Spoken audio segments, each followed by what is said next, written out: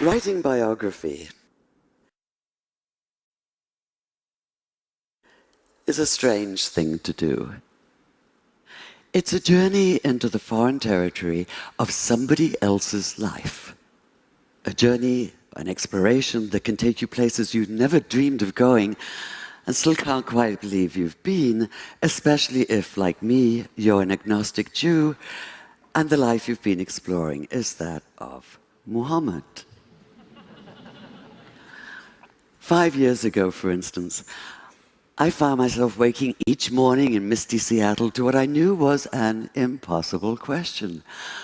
What actually happened one desert night, half the world and almost half of history away?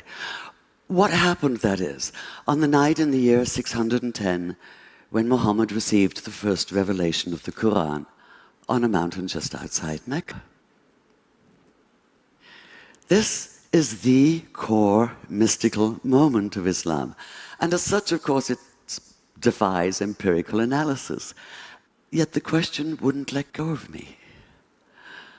I was fully aware that for someone as secular as I am, just asking it could be seen as pure chutzpah. And I plead guilty as charged, because all exploration, physical or intellectual, is inevitably, in some sense, an act of transgression, of crossing boundaries. Still, some boundaries are larger than others. So, a human encountering the divine, as Muslims believe Muhammad did?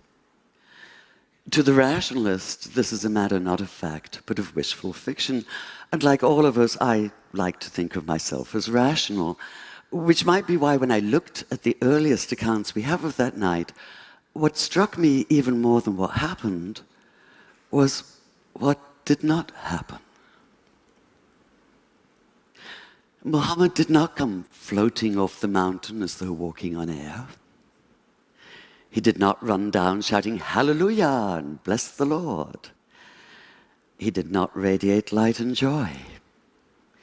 There were no choirs of angels, no music of the spheres, no elation, no ecstasy, no golden aura surrounding him, no sense of an absolute foreordained role as the messenger of God. That is, he did none of the things that might make it easy to cry foul, to put down the whole story as a pious fable. Quite the contrary. In his own reported words, he was convinced at first that what had happened couldn't have been real. At best, he thought it had to have been a hallucination, a trick of the eye or the ear perhaps, or his own mind working against him. At worst, possession, and he'd been seized by an evil jinn, a spirit out to deceive him, even to crush the life out of him. In fact, he was so sure that he could only be Majnun, possessed by a jinn, that when he found himself still alive, his first impulse was to finish the job himself, to leap off the highest cliff and escape the terror of what he'd experienced by putting an end to all experience. So the man who fled down the mountain that night trembled not with joy, but with a stark, primordial fear.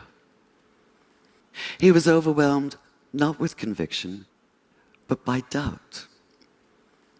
And that panicked disorientation, that sundering of everything familiar, that daunting awareness of something beyond human comprehension, can only be called a terrible awe.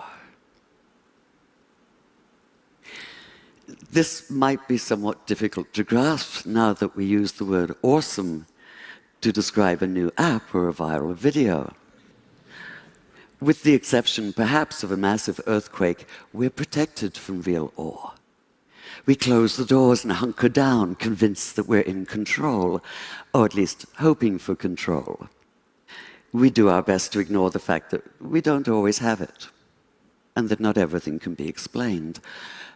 Yet, whether you're a rationalist or a mystic, Whether you think the words Muhammad heard that night came from inside himself or from outside, what's clear is that he did experience them, and that he did so with a force that would shatter his sense of himself and his world, and transform this otherwise modest man into a radical advocate for social and economic justice. Fear was the only sane response, the only human response.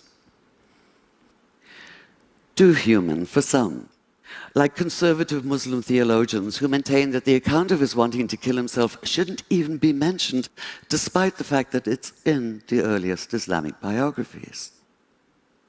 They insist that he never doubted for even a single moment, let alone despair. Demanding perfection, they refuse to tolerate human imperfection. Yet what exactly is imperfect about doubt? As I read those early accounts, I realized it was precisely Muhammad's doubt that brought him alive for me, that allowed me to begin to see him in full, to accord him the integrity of reality. And the more I thought about it, the more it made sense that he doubted, because doubt is essential to faith. If this seems a startling idea at first, consider that doubt, as Graham Greene once put it, is the heart of the matter. Abolish all doubt, and what's left is not faith, but absolute, heartless conviction. You're certain that you possess the truth, inevitably offered with an implied uppercase T, and this certainty quickly devolves into dogmatism and righteousness, by which I mean a demonstrative overweening pride in being so very right. In short, the arrogance of fundamentalism. It has to be one of the multiple ironies of history that a favorite expletive of Muslim fundamentalists is the same one once used by the Christian fundamentalists known as crusaders. Infidel, from the Latin for faithless. Doubly ironic in this case because their absolutism is in fact the opposite of faith. In effect, they are the infidels. Like fundamentalists of all religious stripes, they have no questions, only answers. They found the perfect antidote to thought and the ideal refuge from the hard demands of real faith.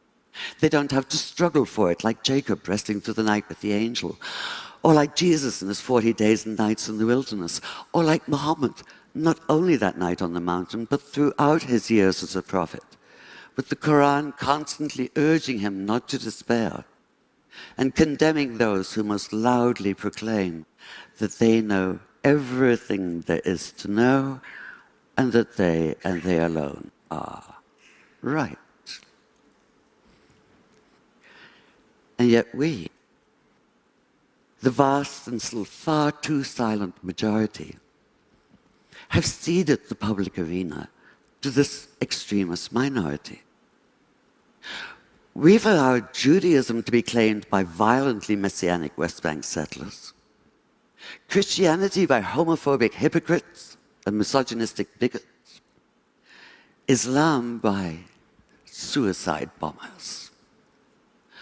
And we've allowed ourselves to be blinded to the fact that no matter whether they claim to be Christians, Jews, or Muslims, militant extremists are none of the above.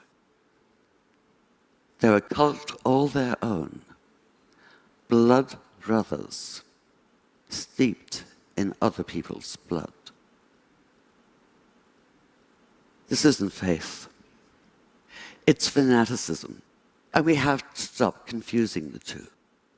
We have to recognize that real faith has no easy answers. It's difficult and stubborn. It involves an ongoing struggle, a continual questioning of what we think we know, a wrestling with issues and ideas. It goes hand in hand with doubt, in a never-ending conversation with it, and sometimes in conscious defiance of it. And this conscious defiance is why I, as an agnostic, can still have faith. I have faith, for instance, that peace in the Middle East is possible despite the ever-accumulating mass of evidence to the contrary. I'm not convinced of this. I can hardly say I believe it. I can only have faith in it, commit myself, that is, to the idea of it.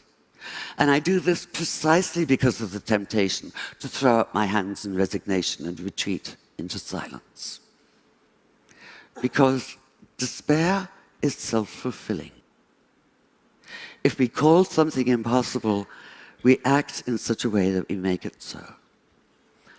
And I, for one, refuse to live that way. In fact, most of us do. Whether we're atheist or theist or anywhere in between or beyond for that matter, what drives us is that despite our doubts, and even because of our doubts, we reject the nihilism of despair. We insist on faith in the future and in each other. Call it naive if you like. Call it impossibly idealistic if you must. But one thing for sure, call it human. Could Muhammad have so radically changed his world without such faith? Without the refusal to cede to the arrogance of closed-minded certainty? I think not. After keeping company with him as a writer for the past 5 years, I can't see that he'd be anything but utterly outraged at the militant fundamentalists who claim to speak and act in his name in the Middle East and elsewhere today. He'd be appalled at the repression of half the population because of their gender. He'd be torn apart by the bitter divisiveness of sectarianism.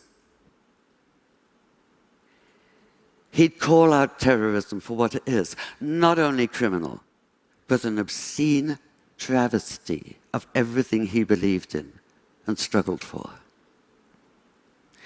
He'd say what the Quran says: anyone who takes the life of all humanity. Anyone who saves the life saves the life of all humanity. And he'd commit himself fully to the hard and thorny process of making peace. Thank you.